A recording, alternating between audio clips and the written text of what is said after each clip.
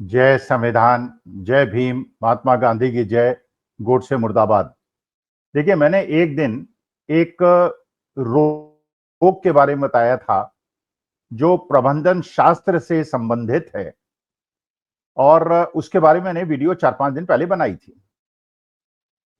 उसके बाद जब मैंने उसमें और ज्यादा मनन चिंतन किया तो मुझे पता चला कि अभी उस शब्द का और उस सिंड्रोम का विश्लेषण करने की और ज्यादा आवश्यकता है। और आप देखें, सुने, और आपको लगे कि मैं जो कह रहा हूं उस बात में दम है या नहीं। मैंने कहा था हुब्रिस सिंड्रोम के बारे में। हुब्रिस सिंड्रोम के बारे में उस वीडियो में मैंने आपको यह बताया था कि हुब्रिस सिंड्रोम जिस आदमी को हो जाता है वो आदमी इतना ज्यादा आत्ममुग्ध हो जाता है, अपने को वो ईश्वर समान समझने लगता है, अपने को वो नॉन बायोलॉजिकल समझने लगता है। वो समझता है कि उससे कोई गलती हो ही नहीं सकती, और वो बिल्कुल एक प्रकार से ऐसा व्यक्तित्व बना है जो बिल्कुल ईश्वर रूप है, और जिससे कभी कोई, जबकि वास्तविकता ऐसी नहीं है। आप जानते हैं, हम भी जानते हैं, एक बार जीसस क्राइस्ट के बारे में आपने सुना ही होगा कि एक महिला को लोग घेर के उसे पत्थर मार रहे थे, और पूरी भीड़ उस पर पत्थर मार रही थी। तो जीसस क्राइस्ट उधर से गुजरे और उन्होंने ये कहा कि इस महिला को पत्थर वो मारे जिसने अपने जीवन में कभी कोई पाप न किया हो। सबके हाथ रुक गए। भाई, उस जमाने में लोग सच्चाई महसूस करते थे, और लोगों ने जब अपना आत्मचिंतन किया तो उन्हें लगा, भाई देखो, अपने जीवन काल में कोई ना कोई गलती तो हमने की है, कोई ना कोई पाप तो हमने किया है, चाहे छोटा हो या बड़ा हो। क्योंकि भाई, एक प्रकार से झूठ बोलना भी पाप है, इस प्रकार से चलते हुए चींटी को पैर से दबा देना भी हिंसा है। जब हम लोग श्वास लेते हैं तो पता नहीं कितने ज्यादा कीट हमारे अंदर चले जाते हैं। आपने देखा होगा, जैन मुनियों को देखा होगा, अपने मुंह को कपड़े से ढके रहते हैं, क्योंकि वो जानते हैं कि अगर मुंह खोले रहेंगे तो श्वास के साथ बहुत सारे जीव जीव हत्या हो जाएगी। मतलब यह है कि अगर सही में आप विश्लेषण करेंगे तो आप लोग लगेंगे कि हम जो मनुष्य हैं, या कोई भी है फॉर दैट मैटर, वो बिल्कुल एक प्रकार से गलतियों का पुतला है। ऐसा नहीं हो सकता वो गलती ना करे। लेकिन जो हुब्रिस सिंड्रोम से पीड़ित होता है उसको ऐसा लगता है कि उससे तो कोई गलती हो ही नहीं सकती। अच्छा, दिल के अंदर तो उसको महसूस हो जाता है, पता उसको चल जाता है कि उसने गलती कर दी है। लेकिन इस सिंड्रोम का जो अगली स्टेज है, उस स्टेज के अंदर यह होता है कि आदमी को अंदर अपने अंतर मन से तो पता चल जाता है कि जो निर्णय उसने लिया था वो गलत लिया था। लेकिन फिर वो क्या करता है कि जनता के दिमाग से उसकी गलती उजागर हो इसके पहले बिना सोचे समझे वो एक और निर्णय ले लेता है। अच्छा, क्योंकि बिना सोचे समझे निर्णय लेता है, अपने सलाहकारों से बात किए हुए निर्णय लेता है, विशेषज्ञों से बात किए बिना निर्णय लेता है, तो ऐसे लोगों से जो हुब्रिस सिंड्रोम से पीड़ित होते हैं वो फिर दोबारा गलती कर जाते हैं। फिर वो दोबारा गलती का जब उसे अंदाजा होता है तो वो फिर एक और निर्णय लेता है, वो भी गलत निर्णय ले लेता है, क्योंकि जल्दीबाजी में निर्णय लेता है। और क्योंकि वो हुब्रिस सिंड्रोम से पीड़ित है तो उसको ये लगता है कि मेरे को किसी की राय लेने की क्या आवश्यकता है, मैं तो सर्वशक्तिमान हूं, मैं तो। और ऐसे लोग, जैसे पहले भी मैंने आप लोगों से निवेदन किया है, एडमिनिस्ट्रेशन के 3 तरीके होते हैं। एक होती है डिक्टेटरशिप, जिसे कहते हैं बी स्ट्रांग अप्रोच। एक होती है बी गुड अप्रोच, और एक होती है इम्प्लिसिट बार्गेनिंग अप्रोच। और ये हम लोग अपने जीवन में हमेशा अपनाते रहते हैं। कुछ व्यक्तित्व ऐसे होते हैं जो बी स्ट्रांग अप्रोच में बिलीव करते हैं। वो कहते हैं कि अपने माताहतों को, अपने परिवार को अपने अंकुश में रखना है। क्योंकि एक स्टेज होती है जीवन में, हर आदमी की एक स्टेज होती है, आपने देखा ही होगा, इसको नोट किया होगा कि जैसे जैसे समय चक्र और जीवन चक्र चेंज होता है, पावर इक्वेशन परिवार की चेंज होती है। भाई जब एक लड़की नई शादी होके घर में आती है और पति कमाता है, खैर आजकल तो बेटे बेटी पति पत्नी दोनों कमाने लगे हैं, लेकिन उस परिवार की कल्पना कीजिए जिसमें केवल पति कमाता है, तो पावर इक्वेशन जो है वो पति के हाथ में होती है। लड़की जब घर में ब्याह के आती है, धीरे धीरे वो पावर इक्वेशन को चेंज करती है। जब बच्चे पैदा हो जाते हैं उसके बाद पावर इक्वेशन थोड़ी चेंज हो जाती है। फिर उसके बाद जब बच्चे बड़े हो जाते हैं तो पावर इक्वेशन जो है वो बच्चों की तरफ मुड़ जाती है और पिता जो है वो थोड़ा सा अकेला हो जाता है और माँ और बच्चों का गठजोड़ बन जाता है। ये पावर इक्वेशंस होती हैं। इसी प्रकार से जब एक बी स्ट्रॉन्ग अप्रोच का कोई नेता होता है तो बाकी लोग उससे डरते हैं, क्योंकि पावर इक्वेशन उसके फेवर में है। हर आदमी उससे कुछ लाभ लेने की कोशिश करता है, उसके दंड दिए जाने से डरता है।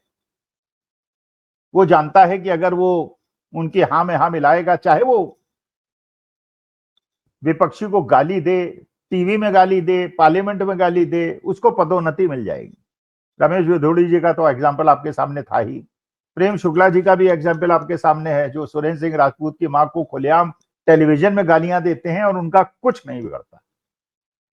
उसके बाद केरला के भारतीय जनता पार्टी नेता एक टीवी डिबेट के अंदर कहते हैं कि राहुल गांधी के सीने में बीच में गोली मार देनी चाहिए। उनका भी कुछ नहीं बिगड़ता, इसलिए कि अभी वो बी स्ट्रॉन्ग अप्रोच में चल रहे हैं। बी स्ट्रॉन्ग अप्रोच में वो सबको डरा के धमका के और लोग लाभ उठाने के चक्कर में, क्योंकि अभी नेता मजबूत था, वो उसके पीछे लगे रहते हैं और अपना लाभ उठाते रहते हैं। लेकिन बी स्ट्रॉन्ग अप्रोच में जो समस्या होती है वो ये होती है कि जब राजा कमजोर होता है तो उसके बाद यही लोग जो उसकी चाटुकारिता करते थे वही उस पर चढ़ जाते हैं, मौके की तलाश में रहते हैं। जैसे ही ये कमजोर पड़े, आपने देखा होगा शेर जब बूढ़ा हो जाता है तो जिसके आतंक से लोग डरते थे उसी शेर को छिप के जीना पड़ता है और मौत का इंतजार करना पड़ता है। अच्छा, बी गुड अप्रोच में क्या होता है कि राजा ये सोचता है, जो शासक ये सोचता है कि घर में अच्छा माहौल बने, प्यार मोहब्बत से हो, मैं इनके लिए करूं, ये मेरे लिए करें। उसके भी लाभ हैं, उसके भी हानि है, क्योंकि लाभ तो यह है कि एक परिवार की तरह काम होता है और परिवार के सदस्यों को सहयोग पूरा करेंगे ऐसी अपेक्षा की जाती है। लेकिन फिर लोग उसको टेकन फॉर ग्रांटेड ले लेते हैं। लोग सोचते हैं कि भाई ये हमारा अधिकार है, अभी तक हमको चाय मिलती थी, नाश्ता मिलता था, अब नहीं मिला, जबकि कंपनी की अच्छी स्थिति नहीं है इसलिए नहीं मिल रहा है। लेकिन कहते हैं नहीं, ये हमारा राइट छिन रहा है, ये बिगुड अप्रोच में व्यवधान है, और फिर वो उसके भी फायदे नुकसान है। और तीसरा है इम्प्लिसिट बार्गेनिंग, तो मेरे लिए करो मैं तुम्हारे लिए करूंगा, तो मेरे लिए नहीं करोगे मैं तुम्हारे लिए नहीं करूंगा, तो मेरे लिए करोगे मैं तुम्हारे लिए करूंगा।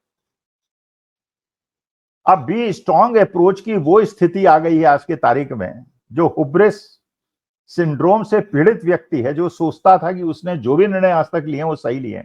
जैसे आपने देखा 2013-14 में जब कांग्रेस की सरकार थी, कमियां थी उस सरकार में, अच्छाइयां भी थी, खराबियां भी थी। लेकिन अच्छाइयां ये थी, लोकतांत्रिक भावनाओं पे वो बिलीव करते थे, दबाते नहीं थे। अन्ना हजारे के आंदोलन को उन्होंने दबाया नहीं था, लाठीचार्ज नहीं करवाया था। अन्ना हजारे से मिलने लोगों को भेजा था, लेकिन बाद में पता चला कि अन्ना हजारे तो आरएसएस का टूल था, टूल किट का एक पार्ट था। और अरविंद केजरीवाल और जनरल वीके सिंह, ये लोग भी सभी उसी टूल किट पार्ट थे। जो जो आरोप उन्होंने लगाया था, एक भी आरोप सिद्ध नहीं हुआ। और उसके बाद डॉक्टर मनमोहन सिंह जैसे आदमी को बदनाम करके ये लोग सत्ता में आ गए।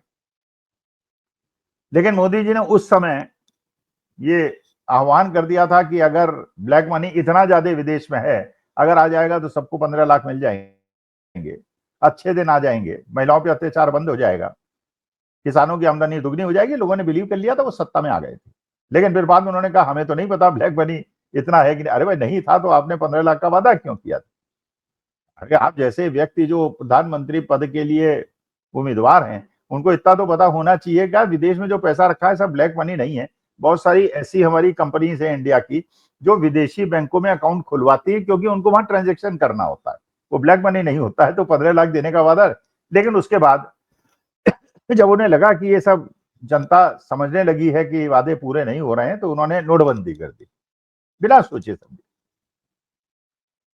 जबकि पहले भी मैंने आपको बताया, गूगल सर्च कीजिएगा तो आज तक जितने भी देशों के अंदर नोटबंदी हुई है, वहां की आर्थिक स्थिति खराब हो गई, हमारी भी खराब हो गई।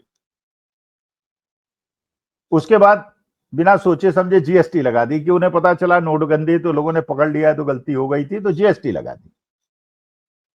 उसके बाद जब कोविड आया तो उसके बाद तालाबंदी अचानक कर दी। तो दिल्ली के जो बड़े बड़े शहरों में मजदूर फंसे हुए थे बेचारे घर से बाहर भी नहीं निकल पाए, पुलिस उन्हें लाठी मारती थी, घर से निकलना बंद था, गांव जा नहीं सकते थे, घर में खाना मिलता नहीं था, तो बड़े परेशान हुए। और आपने देखा लोगों लाखों लोग सड़कों पे पैदल अटैची में अपने बच्चों को खिसकाते हुए परेशान बदहाल 1600 1700 किलोमीटर चलते हुए देखे गए।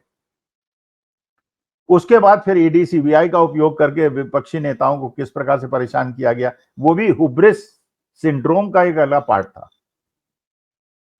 उसके बाद डोनाल्ड ट्रंप की कन्विंसिंग कर मारी, डोनाल्ड ट्रंप हार गए। अगली बार जब गए वहां पे तो कमला हैरिस से मिले, बाइडेन से मिले और डोनाल्ड ट्रंप से वादे के बावजूद नहीं मिले, वो नाराज हो गए। आज तक उसका बदला लेने, वो भी हुब्रिस सिंड्रोम का एक पार्ट है। उसके बाद असावधानी से, गृह मंत्रालय के सावधानी से पुलवामा हुआ, पहलगांव हुआ, पठानकोट हुआ, और वहां पे आपने जांच न करा के, उस चीज का पर्दाफाश न करके कैसे हुआ क्या हुआ, ये एक नया खेल शुरू कर दिया कि साहब हम तो सर्जिकल स्ट्राइक करते हैं, हम डोजियर नहीं खेलते हैं। और पूरे विश्व से अलग थलग पड़ गए।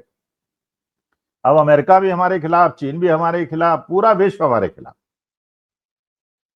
लेकिन गोदी मीडिया के माध्यम से नए नए प्रपंच करके हुब्रिस सिंड्रोम का अगली स्टेज, इसे हिंदू मुसलमान का नैरेटिव बना दिया जाए। हिंदू, लेकिन ये भी आप जानते हैं इकोनॉमिक्स का एक सिद्धांत है, law of diminishing returns. Law diminishing returns का मतलब यह है कि पहली बार कोई चीज उपयोग करें तो उसका बहुत ज्यादा फायदा होता है, फिर धीरे धीरे फायदा कम होता जाता है, फिर वितृष्णा पैदा हो जाती है। एक रसगुल्ला खाएंगे अच्छा लगेगा, 2 खाएंगे अच्छा लगेगा, कम अच्छा लगेगा, 20 खाएंगे तो उल्टी हो जाएगी।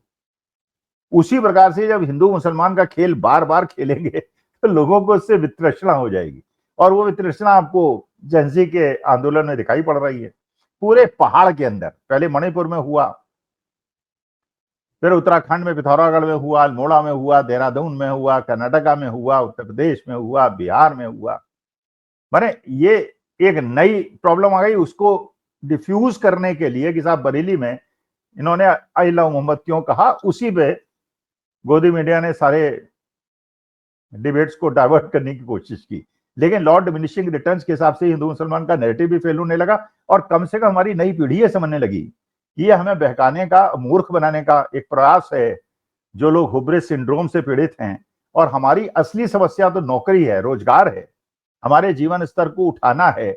और जहां पे हमारे माननीय गृह मंत्री के पुत्र आईसीसी और बीसीसीआई के अध्यक्ष बनते हैं, लाखों करोड़ों में खेलते हैं, पाकिस्तान के साथ क्रिकेट खिलवाते हैं, और हम किसी परीक्षा में उत्तीर्ण नहीं हो पाते, हमें सरकारी नौकरी नहीं मिलती, पेपर लीक हो जाते हैं और हम परेशान हो जाते हैं। तो लोग एक तो हुब्रिस सिंड्रोम को भी समझ गए हैं और लॉ डिमिनिशिंग रिटर्न्स को भी समझ गए। अब वो हिंदू मुसलमान मुद्दे में फंसना नहीं चाहते, और यही जिस आदमी को हुब्रिस सिंड्रोम के लक्षण हैं और आखिरी स्टेज के लक्षण है, इसके बाद परिवर्तन की परिस्थिति बनती है, वो अब समझ नहीं पा रहा है कि नैरेटिव को कैसे चेंज करे।